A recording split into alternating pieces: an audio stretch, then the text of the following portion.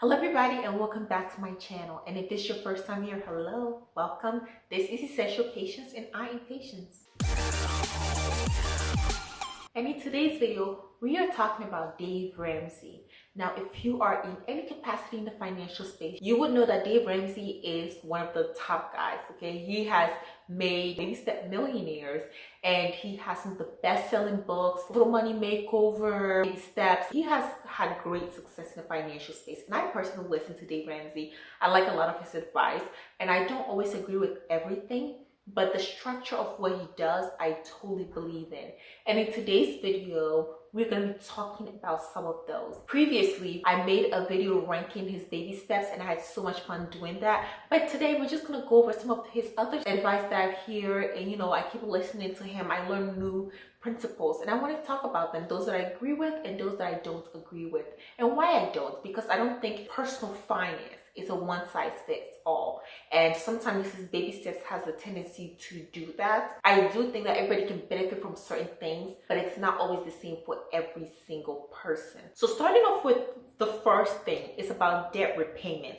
I agree with Dave Ramsey and his advice about paying off all of your debt and how the borrower is slave to the lender. I really agree with those principles, and I'm happy to say that now I am debt free. I was in debt. I had certain anxieties. I'm so much happier, and I do know that in the future I'll probably have to take on a debt or so, mortgage. Like, that's the only debt I see myself taking out in the future. But aside from that, I don't see myself going into any type of other debt. And so his principle of paying off your credit card debt, your student loan debt, your auto loan debt, and even your mortgage early are really great principles that I think it's good for everybody. I don't think most people will regret paying off their debts. And it gives you this sense of peace when you go to bed to know that you don't owe anyone anything. Yes, there's some things and some expenses in life that are occurring every single month, every single year. But when you don't owe the bank, when you don't have to work to make payments, it is just a whole other level of financial peace.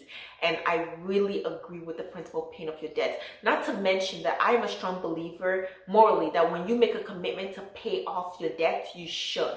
And then you're morally obligated to pay off what you owe. I'm not reckless with my spending in order to not meet the financial obligations that I promised to do. And when you sign up for debt, you're signing up to pay for it as well. And I strongly believe that. His next principle that I totally agree with is not going into debt for college. I can go further into this in the part where I disagree, but in agreeing with the fact that not all colleges are meant for every degree, and I really strongly believe that you go to the college that gives you the most amount of money, that gives you the most amount of help that you can afford. It's important that we change the dream college, oh, this is my dream college, to realize that when you don't have money to pay for that, and you're taking out student loan, that dream can become a nightmare. Living for 4 years on loans and taking out, say, $50,000, $60,000, $70,000 a year as an 18 to 22, 23-year-old for a college that you can't afford is not a dream. It's a nightmare. And the student loan industry has really done a number on a lot of people, and sometimes we feel entitled to go to a certain college, or we feel entitled to the college experience. I didn't have the full college experience. I never lived on campus. I always commuted. There were so many things I did miss out on. However, if college is the best years of your life and you are like above the age of 25, like, I feel like that's something that you really should be digging into, because college is not meant to be the best part of your life. I really think when people like high school is it. My college experience was better than my high school experience, and now my life now is better than my college experience. And I love that for me, like the fact that I'm living a much better life now than I was in college. And so college should not be this dream and trying to get the college experience. College experience is not a one-size-fits-all. Depending on what college you go to, the financial situation, is it a city school, is it a rural school? College experiences are always different. Also, do you get a bunch of friends? Do you not fit in? Do you like your major? Do you not? Like, I never switched majors. I went in as an electrical engineer and I stuck with that all 4 years. I stayed in college for 4 years. Some people do 5, 6 years. So some people go to community college first and then transfer. I had a good group of friends and we worked together. So I think that's like my college experience. It was a good college experience, but I didn't live on campus. I didn't take out student loans to finance that. I worked really hard. I had part-time jobs, internships that I think you should explore in order to make your college as affordable as possible and hopefully not take out any student loans for college, especially if your college degree doesn't have a good ROI in the real world. And that's something that I really think we should start talking about. What is it worth going to a college that costs $60,000, $70,000 a year for a degree that early career you're probably earning $40,000? That's a lot of money to be spending in an ROI that may not be worth it. So you have to decide that for yourself. And the next one is giving. I definitely agree with his principles of giving. We don't live in this world alone. So it's really important that we give others into the community around us. And, to our churches, I believe in tithing to 10% of like your gross income. Should, if you're a Christian, probably should tithe. I think some people do net, depending on where you fall in that. I believe giving 10% of your best. Learning to give, to make donations, to contribute to the society around you. Because sometimes I feel like a lot of people are waiting till they are rich enough, they have more money to give. But the truth is, no matter how much money you make, you will always have expenses. And your expenses grow with you because they're lifestyle creeps. So last year when I started my job, I was living in cheaper apartments. I didn't have a car note. Things were different. And I could have been like, oh, let me just wait a year to start tithing. But then this year I live in a more expensive apartment. I had a car that I had to pay off. Like, there's so many things that just come with it. So if you're waiting for the perfect moment to start giving, and that's why we see a lot of millionaires and billionaires who don't even give, because yes, it may be hard for you to give, say, 10% of your $50,000 salary now, but just because you make $1 million doesn't mean you want to give $100,000 either, because all of a sudden now you need a bigger house, you need a BMW. Maybe if you make $10 million, now you want to start getting a yacht. When you make $100 million, now you want a mega yacht. It's always something more that we chase. That when you start making giving a principle and you make it a value system, it really helps out that when you make more, you're more likely to give. I started tithing on my first paycheck. I was like 15 years old, I think, when I had my first job, and I tithed. Looking back at it, because I think that whole summer I made just like over $2,000. And I was giving like a little over $200. And it was so hard to do so. But if I couldn't give that $200, years later at my summer internship when I was making over 10 grand, I probably wouldn't have been able to give over $1,000. And then the next summer when I was making 15, like I probably wouldn't have been able to do the exact same till now. So if you can't give in the little that you have, it will be very hard for you to have the same mentality to give a lot of money, because money is always going to be something that we all want more of. We all, it's just not that easy to give for most people. So it's really important that you start making it a habit if that's what you're looking to do in the future. Don't just wait till it's the perfect time until you have everything in your life. Another one of his principles is not combining finances with somebody you're not married to. And I totally agree with this. I think sometimes a lot of people want to jump into a relationship and start doing what married people do. But it's really important that once you are in that stage of, let's say, dating or courtship, you stay in that stage in your finances. Like, I don't think if I was in a relationship with somebody, I would expect them to be paying my bills and take over all of my finances. We're not married yet. Sometimes people get ahead of themselves, especially if they've been in a long-term relationship for years without getting married. Then it's like, oh, but we feel like we're married, right? We feel like we're already there. The government does not recognize girlfriends, fiancés, side chicks, baby mamas, friends with benefit. Like, those are not in the law. You're either married or single. And you should know this when you file your taxes. It is impossible to file your taxes with somebody you're not married to. So when you are combining finances with somebody you're not married to, you're putting yourself at risk. And there have been several horror stories. Let's say you are sharing credit cards, you're sharing bank accounts, and then you break up and he maxes out the credit card. It's going to be really hard to take him to court to divide up the finances of your breakup, versus if you are married, then a judge will decide how to divide that income.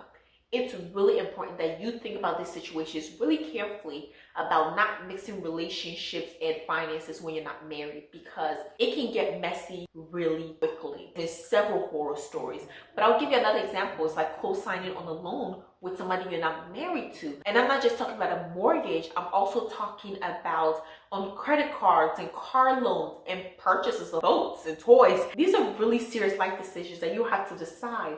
And it's not good to be making that in an unstable relationship. And you may think your relationship has been 5 years, 10 years, but you're still not married. And so you want to make sure that that's a step that you save for marriage, which moves on to the next one, which is tied in, which is not living with somebody you're not married to. And that's a moral thing more so than everybody agreeing with it. But I definitely agree with it. I think that sometimes in stages of relationship, you have to take it slowly because you don't want to rush into something, and then when you move in with somebody, you're more likely to combine finances. It's always funny when somebody calls the Dave Ramsey show and talking about, oh, my girlfriend and I, we live together, household income is this and this. It's like, you don't have a household. It's like, what is your income? What is your roommate's income? I die every single time I hear that. But he has a point, because when you move in together with somebody you're not married to, and you are doing things that married people are doing, you get to a situation where a lot of times you blur the lines, and you have to remember that you're not married. You don't get the benefits and the legal protection that marriage brings. Now, moving on to things that I did not agree with him on, one of the first things is the credit card. Well, I think most people are not credit card people. I think that some people would benefit from credit cards. I know I definitely have. And I have not paid a single dime in interest because I don't miss payments. I pay my entire credit card bill in full. Like immediately as it hits the account, I pay it off. And I budget and I use my credit cards as debit cards. And so it's really important that if you're not a credit card person, I think you would really benefit from his advice, versus if you are a credit card person and you can get the points system, or you can just have that extra layer of protection. Everybody's not the same. Some people see it as a moral issue, which I don't. I get where he's coming from on that perspective. I just see it a different way, and I personally don't agree with him on the credit cards, even though I do believe that most people probably shouldn't have it, especially if you're carrying debt, if you are spending and maxing it out, and if you're paying any type of interest. You probably are not a credit card person and would benefit from getting rid of it. Next is about education. So this is going to community college first and then moving on to a four-year university or getting certifications. And while I think some people will get benefit from it, it is important to note that the average person going to a four-year university graduates for 50 months or 55 months. And then for the average person who goes to a community college first and then transfers, it takes them about 75 months. So 20 months more, which is about almost 2 years. And the reason is because a lot of time when you're transferring today, in today's world, everything does not transfer. Credits don't transfer. They barely want to take AP classes. They don't want to take a class from a different school. So it makes it very difficult to transfer these classes. And I think I would love it if they acknowledged that, and if there was more conversation around this about going to a community college first, then transferring. I have a lot of friends who did that. And I had a friend who came out of high school with 60 plus credits, I think. And it still took her about 3 years before she was able to get her bachelor's degree. And I've had people who go to community college for 2 years, 3 years, and they transfer, and they still have to do another 3-4 years at a four-year university. And also, just because you go to community college first doesn't mean you get a scholarship to go to your undergrad. I think this myth used to be said a lot and people believe it, but it's not always true. And it also depends on what degree field you're in, what college you're going to. And it may be you accept these credits when you start the community college, but 2 years later, the college might have changed their rules, partnerships, and everything. So I've definitely experienced it, and I know several people who have experienced it. On the certification side, it's about getting a certification to get to a job. Sometimes it makes it sound so easy, and it might be to some people, but other times it's really difficult because most jobs are not going to pass over somebody who has a degree and let's say certifications versus somebody who only has the certifications. Not to mention that when you get into a career field, it is important to get that degree. Whether they pay for it or you have to pay for it by yourself. I always tell people, if you got into the tech field with a boot camp, it's important that if you don't have a degree, get it when you're there. When you're there, whether you have to pay for it, whether they help with tuition assistance, get your degree. Because in order to elevate, a lot of time, it's not just performance, but it's also education. Another thing that I don't agree with when it comes to college is working your way through college and basically paying for it as you go. Very few people can pay for college as they go. If you go to a public university within your state and you live at home, that's possible, especially with scholarships. But when you start getting to medical school, law school and some graduate programs, you're not even allowed to work. And we do need doctors and lawyers, people with postgraduate degrees. I think some of the most expensive postgraduate programs is dental school and in the medical field. And working your way through medical school is difficult because nobody wants a doctor who passed with a 70 or a 60. So a lot of those is like really high requirements in order to get an A and a B to pass on, even maybe a C in certain classes. It is really important that we understand, acknowledge that it's impossible for most people to work their way through law school and medical school. And a lot of schools will make you sign that you will not work during your time there because it's a lot of information. And it's 3 to 4 years of really tough academics, time consuming, to the point where if you take on a part-time job, they understand that it takes away your focus and makes it really hard for you to work at the capacity the medical and law schools demand that you do in order to be able to get that degree. Which moves on to the next one, which sometimes he talks about saving up and then going. Imagine trying to save $200,000, $300,000 to go to medical school. That is so hard. That is so hard to do. But even if it's not medical school, even if it's just regular college, it still takes years to save up all that money just to go. And personally, if I had to save up to go to college, I probably would still be saving up right now. And I wouldn't have taken a chance that I did. Now, granted, I went on scholarships, but I started to work my way through it, get internship, part-time jobs. Saving up first and then going is really tough.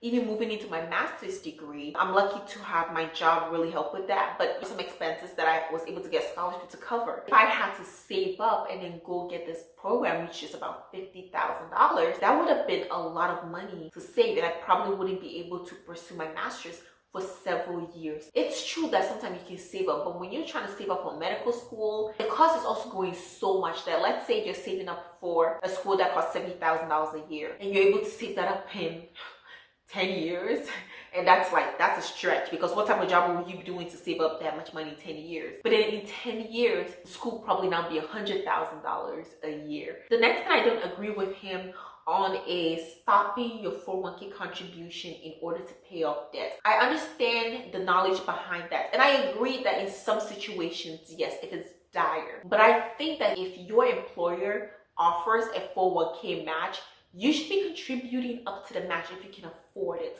Because a lot of times people neglect that aspect, that it's 100% gain. If you contribute 6% and your employer matches 6%, that's 100% gain. You don't get that almost anywhere in the market. You don't get that unless like you just strike gold. But for most people, that won't happen. When I was paying off my car, I still continue to contribute to my 401k. If you're doing a traditional 401k especially, there are some tax benefits that I think that it's just not that much money for most people to not contribute. At least getting that match, because we don't know what's going to happen, and retirement is around the corner for a lot of people. Even if I was in debt, I would still want to contribute to my employer 401k because it's 100% gain. Like, you can't beat 100%. You really can't. The next thing I don't agree with Dave Ramsey on is investing in actively managed mutual funds. And while I'm sure he has some of the absolute best financial managers, and I think he talked about how he pays them outright versus paying them a percentage, so that makes sense. But for most and average people, when you get an actively managed fund or you get a financial advisor to manage those funds for you, they're getting a percentage of your account. Whether you gain money or you lose money, they're still getting their 1 to 2%, sometimes even 3% of your fund. And when you realize that most financial advisors and mutual fund managers, they don't beat the market. Sometimes they meet the market or they underperform compared to the market, the S&P 500, you would realize that you are actually losing money. I personally don't have somebody actively managing my funds. I pay like very small, like less than 0.25% for all of my mutual funds in like my Roth IRA, and I don't buy expensive funds. I don't think I would want somebody to actively manage my funds and my finances until I like have so much money that it just makes sense. I think most people who don't at least have $1 million net worth don't benefit as much from a financial advisor in terms of actively managing their funds. The next one I don't agree with Dave Ramsey on is his 15-year mortgage. While I dream of the day I can buy a house on a 15-year fixed mortgage, I do also understand that for most people that's not a reality, and for me it might not be for a while. Because when you are paying 15-year fixed mortgage on, as he says, it should be no more than 25% of your take-home pay, that's a lot of stress, especially with the interest rate today. You don't get as much house. 15-year fixed mortgages are great. Believe me, like I think most people would love to be able to afford that. But for most people, most households, it's just not a reality. When the average household is making about $70,000, 1/4 of their take-home pay is probably less than $15,000 a year, if that. So you're talking about $15,000 a year for a fixed rate 15-year mortgage. Like, where are you getting that house? Most houses on a 15-year fixed mortgage, you're paying over $3,000 for the mortgage. So in order to do that, I think I read a whole video. I did it in my other video where I calculated how much you would have to earn in order to be able to afford a 15-year fixed mortgage for like the average house in the United States. And that was like getting close to about $200,000. For the average house in America, most people cannot do a 15-year fixed mortgage where you're talking about 25% of their take-home pay. The next thing that I don't agree with him on is buying a house in cash. Now, while he may not encourage that on everybody's first house, I mean, he encourages that, but he's not strict about it on the first house. He does talk about it for rental property, saving up an entire payment for rental property. Most people spend like $200,000-$300,000 on a rental property. Imagine trying to save for that. I feel like by the time you finish saving enough for that, the house will cost even more.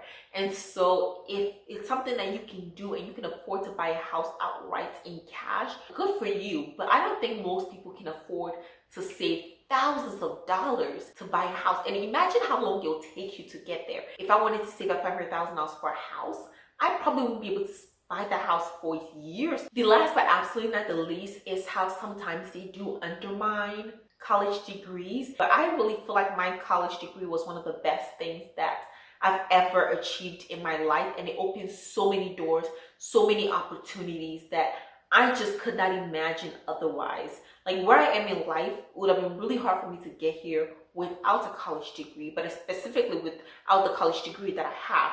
And while I do understand that sometimes they talk about the type of degrees, and it's really important that when you're going in for a college degree, you should know the ins and outs and have expectations about the ROI on it and manage that expectation, because even though it's average, you may be above, below, just right there. So there are a lot of things that go into it. But I still think college degrees are very important. Nobody wants to go to a doctor that did not go to medical school. I don't want to do it. If you're hiring a lawyer, would you want to hire a lawyer that went to law school, a lawyer that didn't go to law school? It takes a lot in many degree fields in order to achieve a certain level of success. And as much as people like to be like, oh, companies don't care about your education, you would see that when you get into corporate America, you see a lot of people have bachelor's degrees, but then also look up to top management. A lot of them have managerial type degrees as well, whether it's like master's degrees, MBAs, top level PhDs. I don't think education is the entire picture, but I do think that it brings a lot of opportunities. I remember back when I was doing an internship in automotive, we had these women in automotive. All of the women on the panelists, they had no less than 3 degrees. I think maybe there was like one lady who just had a master's degree with a bachelor's, but most of the other people had bachelor's, master's, and at least an MBA. When you look at that, you have to ask yourself, what is giving them that opportunity? Your education is not everything, but education does open doors. And I hope we start having those honest conversations about where education leads you. And when it's time for promotions and looking at the whole picture of who you are, would you rather be that person who has all the qualifications and the performance, but then having this one degree or something hold you back because somebody ups you on that because they have that? And I definitely had to think about that when I made the decision to get my master's degree, because I saw where I want to go with my career, how old I am, what a long career I hope I have ahead of me, and the benefits a master's degree would do for me and my career. That's why I decided to go ahead and do it. So I hope you took away something from this as I explain what I agreed and what I don't agree with. But let me also know, what do you think? Do you agree with some of the things I agree with? Do you disagree with them? What are your stance on Dave Ramsey and a lot of his principles? What are your favorites? What are your least favorites? Some people follow him, but they don't want to follow everything that they do because, again, personal finance is personal. I really want to hear from you and what you think. So thank you so much. I appreciate you watching this video. Like, comment, and subscribe to my channel. And remember to ring the notification bell. Come on over because the conversation is always great. And I look forward to seeing you in the next one. Bye.